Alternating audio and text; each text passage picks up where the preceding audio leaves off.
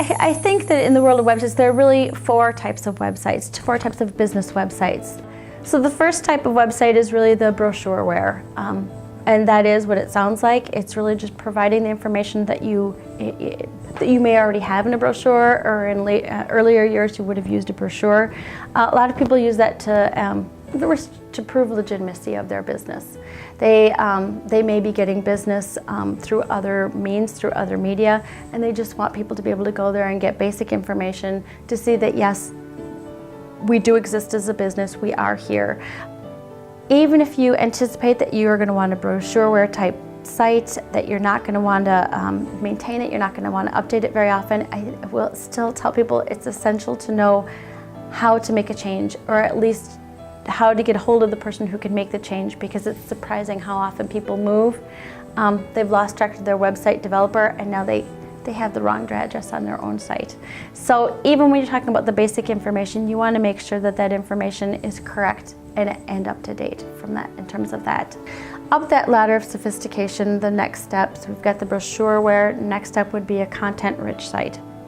A content-rich site is leaning more just to the interactive site, but it provides a little bit more information. It might be frequently asked questions. It might be more product information. It might be in terms of how to use the information, the product, how to use the service. I always like the example of the toy store that thinks to provide the instructions on how to assemble for Christmas morning. If you're one of Santa's helpers, you can take a look at the website to get the instructions that may or may not have been included in the box. You will reach new people through a content-rich site. It's also, the goal is to provide more information to the customers that you have. The idea being that you probably want to update the site on a fairly regular basis. Talk about how often you should update a website. It really depends on the nature of your industry, the nature of your business. Manufacturers, you might get away with quarterly.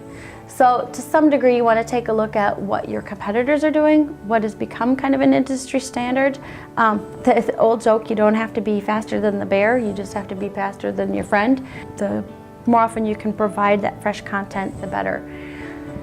As a pure once a week, once a month, that's kind of where I would start it, just to pick a number out of a hat. I'm Christine with Great Business Content. Wish you could duplicate yourself without hiring a full-time employee? Why not outsource the work you should not be doing yourself? VWorker can supply independent contractors from across town or across the world.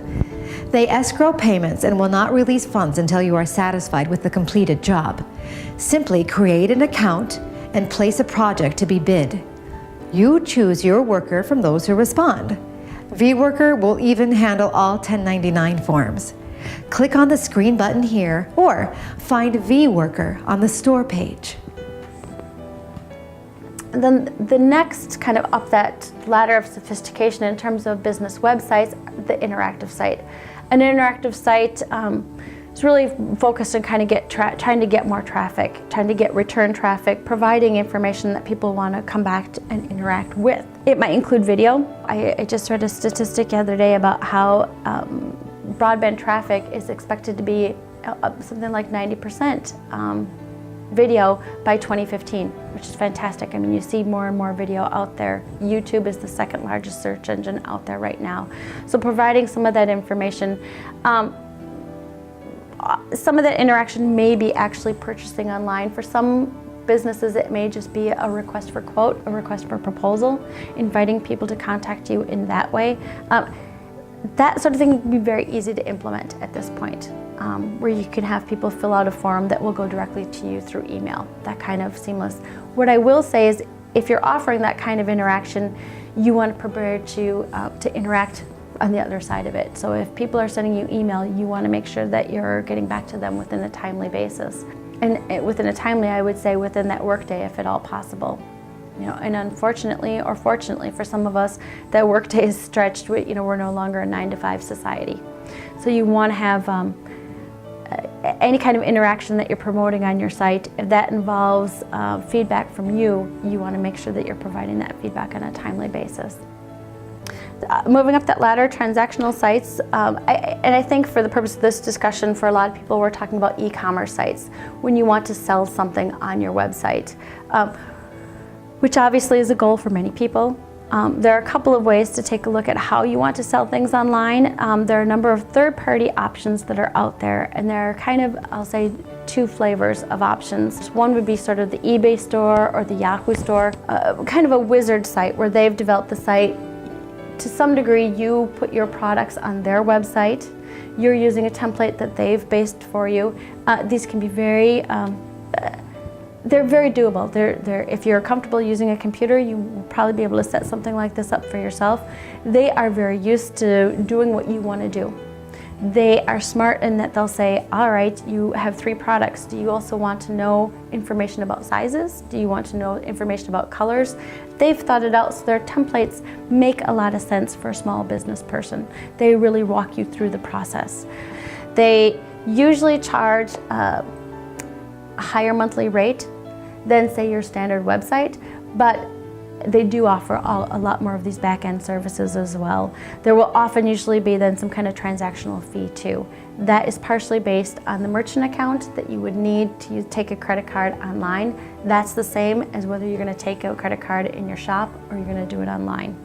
So that's one option. Another option, if you already have a website, maybe you just want to sell a few things, or you want to sell either you have low volume sales or you have just a few products, you can use something like an eBay. eBay is different in that you put the product information on eBay, they'll give you the code and you put the code on your site. And most of us who have shopped online have run into that kind of setup where you click to buy and you notice you go into a new site, and that new site is probably a PayPal site. It often will look very similar to the original site, but you're moving off to a new site because suddenly you're moving on to a secure site, and that's the vital aspect of it, that they're collecting this information securely. The other thing that most of these systems will do is that then you will, as the business owner, you will get an email or you will be able to access the back end where you can see how many sales you've done, what you need to order. You can probably print labels. Hi, I'm Christine with Great Business Content. Does this video give you the information that you're looking for? If not, please don't hesitate to contact us. We are committed to providing our visitors with the most up-to-date information we can. Here is another feature we provide for you. Click here and you will go to our resources page. We have contact information for your Secretary of State, tax office, SCORE office, and SBA office in your state. We even have upcoming events in your state you may be interested in. Check it out.